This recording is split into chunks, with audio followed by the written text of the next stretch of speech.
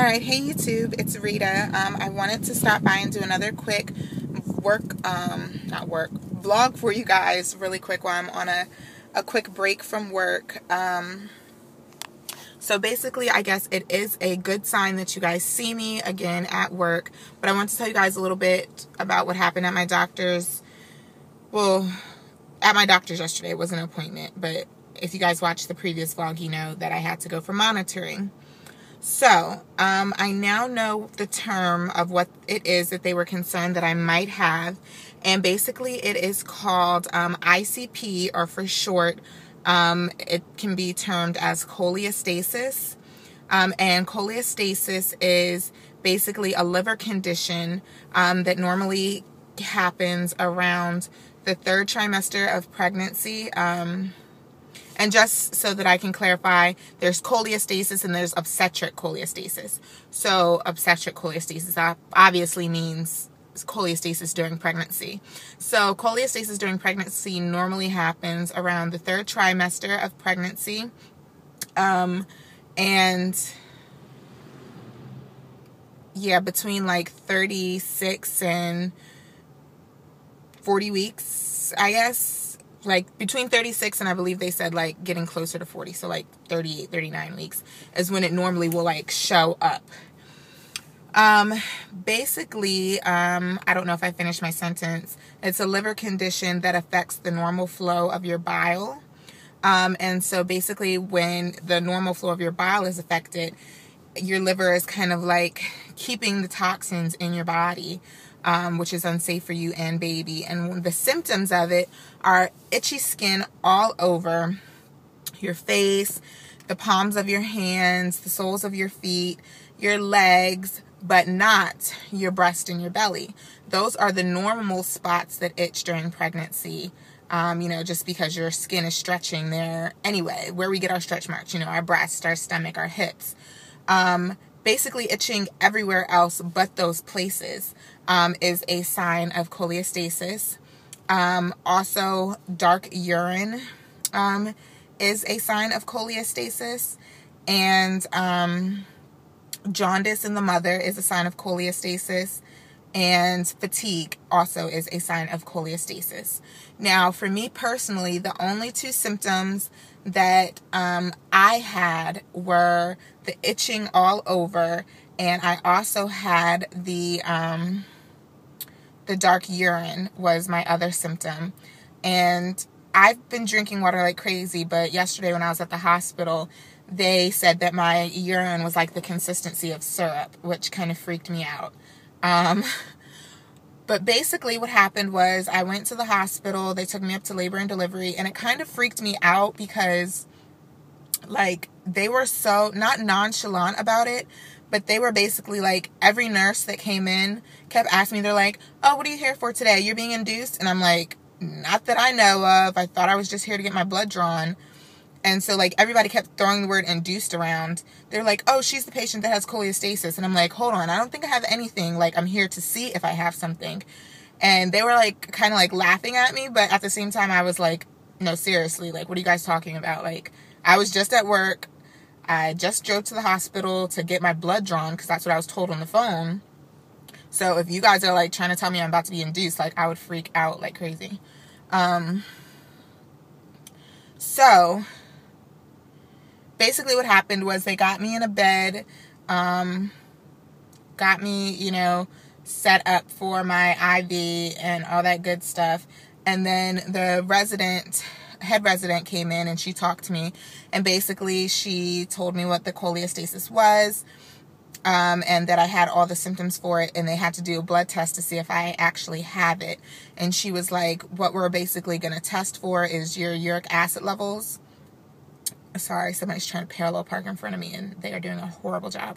But basically, she said, we're going to run your blood and test your uric acid levels. She said there's 3 different things that can happen once we get the results back. She said if you have really low levels, then we'll probably just send you home with some Benadryl.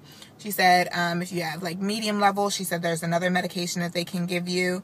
And then she was like, and then medium to high, she said, can be treated anywhere from medication to both medication and induction, as early as that night.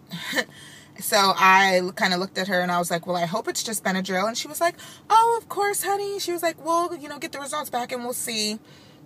So like, I'm freaking out and I'm calling my mom and, you know, calling Keith at work. And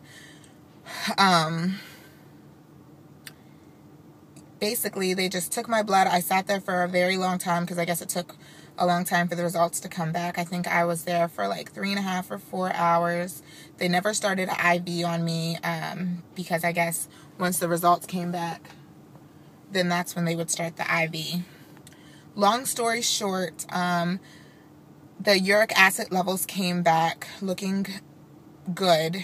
The ones, because there are a couple different tests that they did, and there were like 4 tests that they ran. 3 of the results came back and they looked pretty good, which is a sign that my liver is in great condition, is what they told me. They said my liver was in excellent condition. So the 4th test that they did actually takes 3 days to get the results back.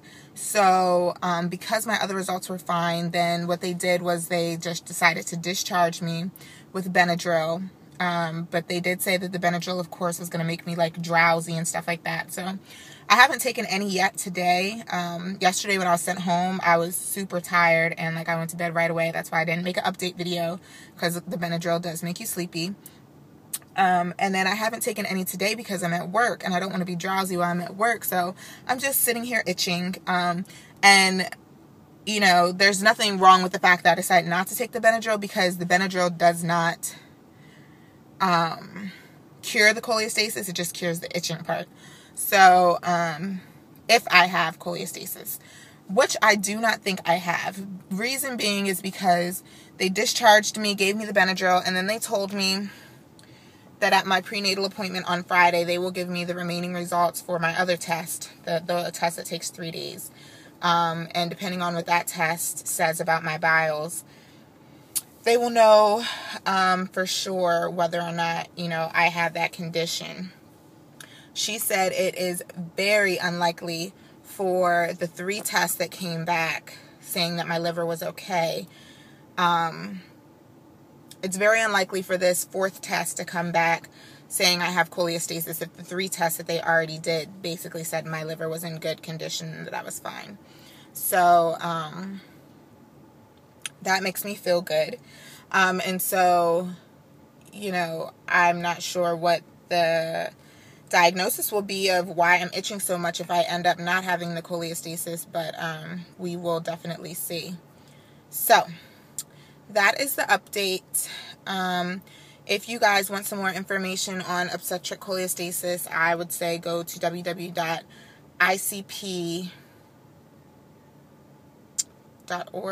I believe it is. I believe that's what it is. I will link it below, but I believe it's like ICP or icpcare.org or something like that has some good information on it. Other than that, I will be updating you guys on Friday, most likely after my doctor's appointment for my 36-week update, even though I did turn 36 weeks today. But yeah, that's all I have, you guys. So I guess I better get back to work, and I am doing fine. Baby is healthy. I listened to his heartbeat all day yesterday when I was being monitored. So he's good so far. And as of right now, there's nothing to worry about until we get the rest of the results back. So thank you guys very much for your comments and your prayers and your concern. And for the people who dislike this video, I apologize that you do not agree with me, I guess, going to the hospital to make sure that my health and my child's health are okay. So forget you guys. And thank you to all of my loyal subscribers that wished me better health. So thanks for watching. Comment, subscribe, inbox me, and I will see you guys on Friday. Bye-bye.